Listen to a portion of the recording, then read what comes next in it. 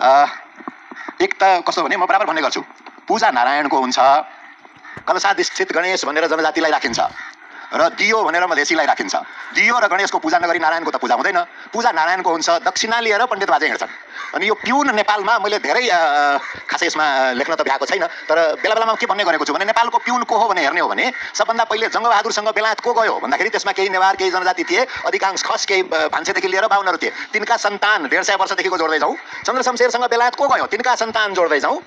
अनि त्यसपछि राजा महेन्द्रसँग बेलायत को गयो, तिनका सन्तान जोड्दै जाउँ। तिनका सन्तान बाहिर नेपालको सत्ता गएकै छैन र त्यो तीन मध्ये कसैसँग पनि मधेसीहरू कोही पनि गएको थिएनन्। दलितलाई लाने कुरै भएन, किनभने त्यहाँ अरू काम गरिदिने त्यहीका मान्छेहरू भाडामा लिन पाइन्थ्यो।